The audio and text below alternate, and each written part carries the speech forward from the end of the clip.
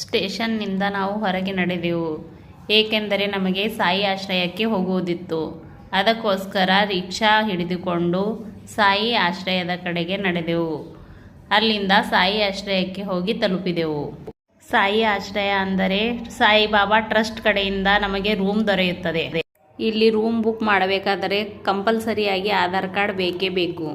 Form fill up ಮಾಡಿ ಚಾವಿ ತೆಗೆದುಕೊಂಡು ರೂಮಿನತ್ತ ನಡೆದೆವು. ರೂಮಿಗೆ ಹೋದ ನಂತರ ಎಲ್ಲರೂ ಫ್ರೆಶ್ ಆದೆವು. ನಂತರ ಟಿಫಿನ್ ಮಾಡಿ ಸ್ವಲ್ಪ ಹೊತ್ತು ರೆಸ್ಟ್ ಮಾಡಿದೆವು. ಸುಮಾರು 6 ಗಂಟೆಗೆ ರೆಡಿಯಾಗಿ ಸಾಯಿಬಾಬಾ ದರ್ಶನಕ್ಕಾಗಿ ನಾವು ನಡೆದೆವು. ಮಂದಿರದ ಬಳಿ ತಲುಪಿದ ನಂತರ ಅಲ್ಲಿ ಕೆಲವು ಫೋಟೋಗಳನ್ನು ಕ್ಲಿಕ್ ಮಾಡಿದೆವು. ನಂತರ ಸಾಯಿಬಾಬಾ ದರ್ಶನ ಪಡೆಯಲು ಗೇಟ್ ನಂಬರ್ 7ರ ಕಡೆಗೆ ನಡೆದೆವು. ಆದರೆ ಅಲ್ಲಿ ಮೊಬೈಲ್ ಅಲೌಡ್ ಇರಲಿಲ್ಲ. ಅದಕ್ಕೋಸ್ಕರ ಲಾಕರ್ನಲ್ಲಿ ಮೊಬೈಲ್ ಇಟ್ಟು ದರ್ಶನಕ್ಕೆ ಹೋದೆವು.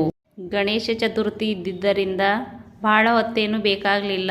1 ಗಂಟೆಯಲ್ಲಿ ದರ್ಶನ ಮುಗಿಸಿಕೊಂಡು ಅಲ್ಲಿಂದ ಮಹಾಪ್ರಸಾದಾಲಯಕ್ಕೆ ಬಂದು ಪ್ರಸಾದವನ್ನು ಸ್ವೀಕರಿಸಿದೆವು. ಪ್ರಸಾದ ಸ್ವೀಕರಿಸಿದ ನಂತರ ಮರಳಿ ಸಾಯಿ ಆಶ್ರಯಕ್ಕೆ ಮರಳಿದೆವು. ಅಲ್ಲಿ ಮಕ್ಕಳು ಸ್ವಲ್ಪ ಹೊತ್ತು ಆಟ ಆಡಿದರು. ನಂತರ ರೂಮಿನತ್ತ ನಡೆದೆವು.